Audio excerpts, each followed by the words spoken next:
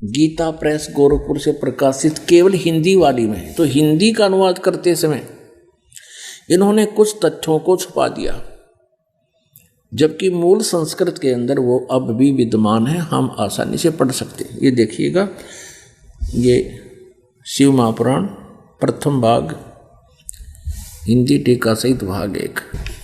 ये है श्री शिव महापुराण। ये कहाँ से प्रकाशित है? बम्बई से। विद्या वारिधि पंडित ज्वाला प्रसाद जी मिश्र कृत हिंदी टीका सहित, और खेमराज श्री कृष्ण दास बम्बई से ये प्रकाशित है। अब इसमें दिखाते हैं आपको। इसके तीसरे स्कंद में इनकी और ज्यादा डिटेल है इसके अंदर। अध्यक्ष मुद्रक एवं प्रकाशक हैं खेमराज श्री कृष्ण दास। अध्यक्ष श्री वेंकटेश्वर प्रेस, खेमराज श्री कृष्ण दास मार्ग बम्बई से। शिव पुराण 11 पृष्ठ पर विद्वेश्वर संहिता भाग 1 अध्याय 6। विद्वेश्वर संहिता अध्याय 6। यहाँ से प्रश्न होता है, नंदीकेश्वर बोले, हे योगींद्र, आगे एक समय विष्णु भगवान शेष शैया पर अपने गुरुड़ आदि पार्षदों से युक्त लक्ष्मी सहित शयन करते थे। उस समय देखियो, ब्रह्मज्ञानियों में श्रेष्ठ ब्रह्मा जी अपनी इच्छा से वहां आए। सब प्रकार सुंदर सेज पर शयन करते हुए कमल लोचन विष्णु जी से पूछने लगे,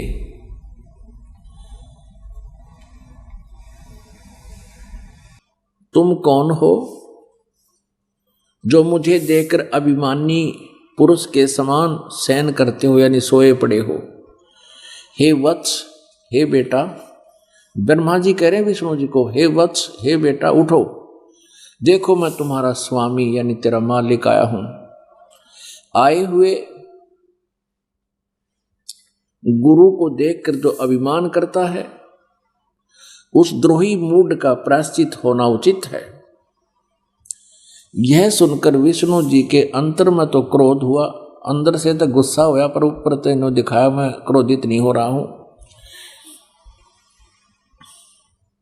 परंतु बाहर से शांत रहे और बोले, वत्स के बेटा, तुम्हारा मंगल हो। विष्णु जी कह रहे हैं ब्रह्मा जी को, बेटा तुम्हारा मंगल हो, बैठो इस आसन पर विराजो। इसमें तुम्हारा नेत्र कुटिल और मुख वक्र क्यों हो गया? वो टेढ़ा टेढ़ा देखा था। ब्रह्मा जी गुस्से में आके ब्रह्मा जी बोले, वत्स यानी बेटा विष्णु, तुमको समय के प्रभाव से अभिमान हो गया है। हे पुत्र, मैं तुम्हारा रक्षक और जगत का पिता मैं हूं। विष्णु जी बोले, ये सब जगत मुझ में स्थित है। तुम चोर के समान किस प्रकार अपना कहते हो? तुम मेरी नाभि कमल से उत्पन्न हुए हो,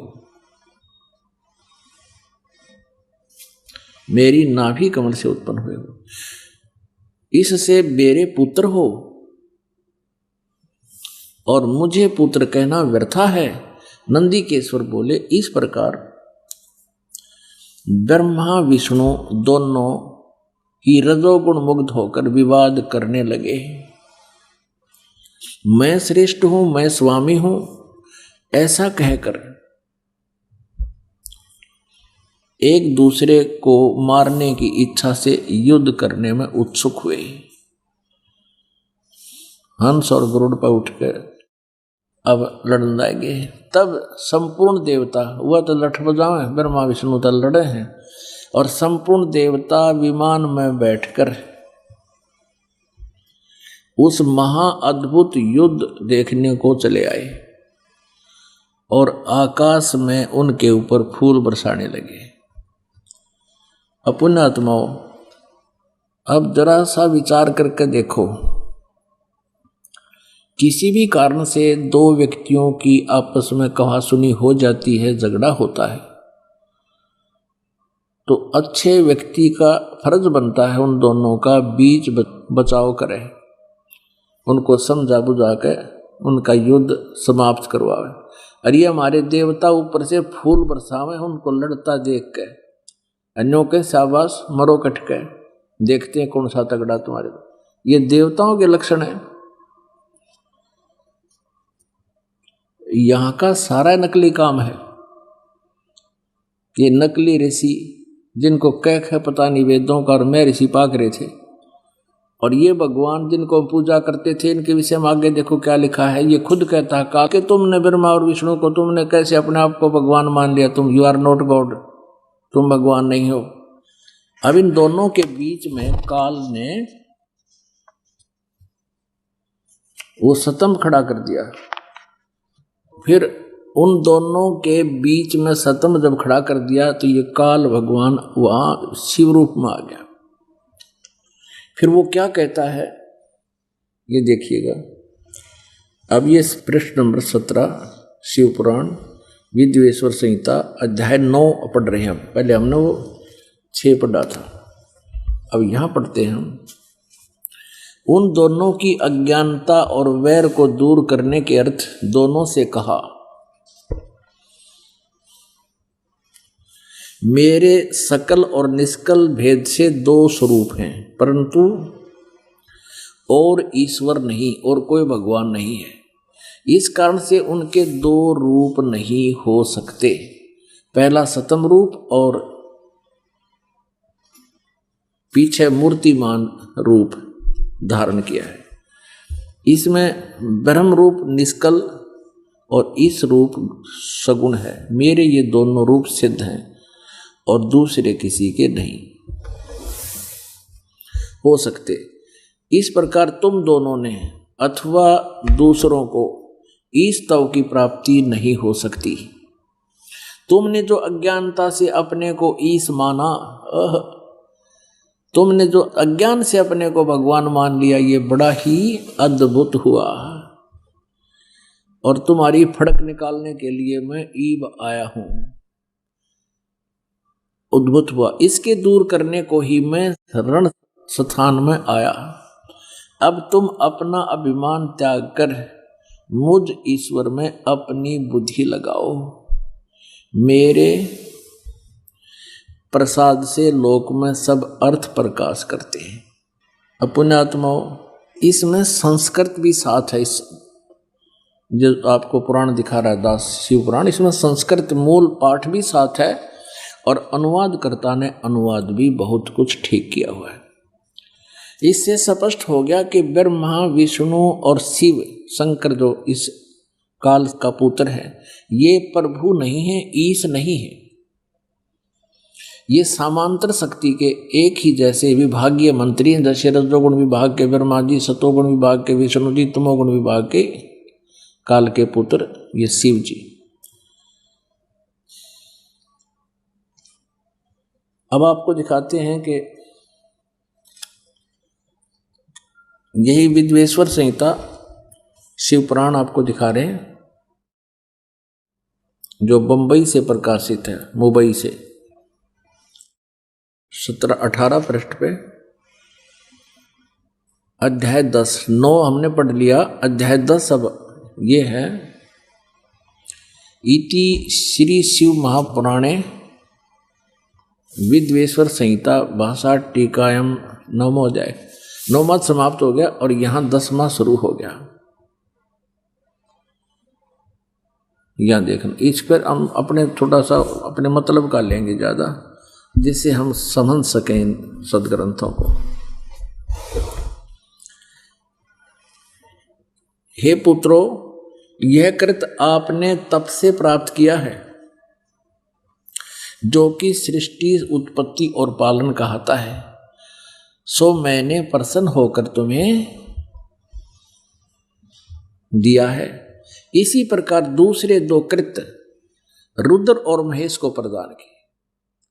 अब ये बात विचारणीय है कि रुद्र और महेश और ब्रह्मा और विष्णु ये दोनों इनको कहा है कि तुमने सृष्टि और उत्पत्ति जो प्राप्त किया है, और रुद्र और महेश ने, ये 4 हैं।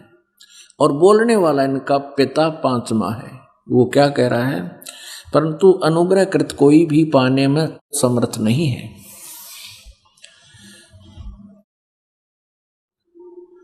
पूर्व के कर्म तुमने समय से विसरा दिए, रुद्र और महेश ने उनको नहीं भुलाया।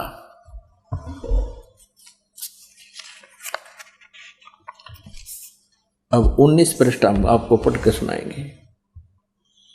रूप और वेश कृत आसन वाहन और आयुध आदि में हमारी सामर्थ्य थी। हे सौम्य, मेरे ज्ञान से विमुख होने से तुम में अज्ञानता आ गई। मेरा ज्ञान होने से ऐसा नहीं होता। ज्ञान और रूप महेश के तुल्य हो जाता है। इस कारण उस अज्ञान की सिद्धि के निमित्त ओंकार नामक मंत्र जप करो, ओम का जाप करो। यह अभिमान का दूर करने वाला है। सोई निज मंत्र उपदेश करते हैं। यह ओंकार मेरे मुख से उत्पन्न होने से मेरे ही रूप का बोधक है और महामंगल करने वाला है।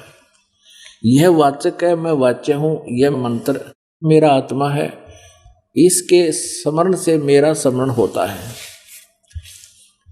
उत्तर की ओर से मुख से अकार, पश्चिम के मुख से उकार, दक्षिण के मुख से मकार और पूर्व के मुख से बिंदु, मध्य के मुख से नाद उत्पन्न हुआ। इस प्रकार 5 प्रकार से यह निर्गत हुआ। वह सब एक होकर ओम ऐसा एक अक्षर हो गया। ये संस्कृत है, इसकी देख लो। एक ही भूत है, पुनः तत् ओम इति एक अक्षरो भवत।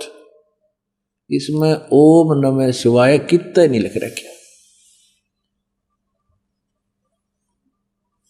ये देख लो। और खुद ना पढ़ना हो तो किसी से पढ़वा के देख लियो। है कि तो ओम नमः शिवाय कितना तो पाओ थोड़ा बहुत, यूँ तो देख लिया। हम देवनागरी लिपि इसने पढ़ तो सकते हैं आराम से, कहीं नहीं लिख रखा। अब इसका अनुवाद इन्होंने किया है, ये सही किया है कि सब प्रकार से होकर ओम ऐसा एक अक्षर हो जाता है। यह सब नाम रूपात्मक वेद भूत दोनों कुल अर्थात स्त्री पुरुष भेद से भौतिक शरीर वर्ग दोनों का भेद वाला है। वह इसी मंत्र से व्याप्त है और शिव शक्ति का बोधक है, दुर्गा का और काल का। इसी ओंकार से सब जगत का बोधक प्रणव उत्पन्न हुआ है। अकार आदि क्रम से अर्थात अकार से, नकार से और मकार से, उकार से, बिंदु से, वा से यह प्रकट हुआ है। इसमें कहीं पर भी नहीं है। इसी 5 अक्षर से 5 भेद से, मात्र का, आकार से, लकार से, ये तो आगे बहुत कुछ इसके कहते हैं। सभी मंत्र इसी से आगे बनाए जा सकते हैं, लेकिन ये मूल मंत्र ये ओम ही है। ये मूल मंत्र एक ही है। अब प्रसंग चल रहा है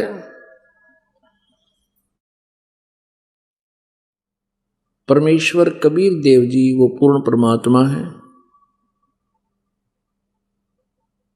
श्री ब्रह्मा जी, श्री विष्णु जी, श्री शिव जी ये प्रभु नहीं हैं। ये जगत के उत्पत्ति करता नहीं है।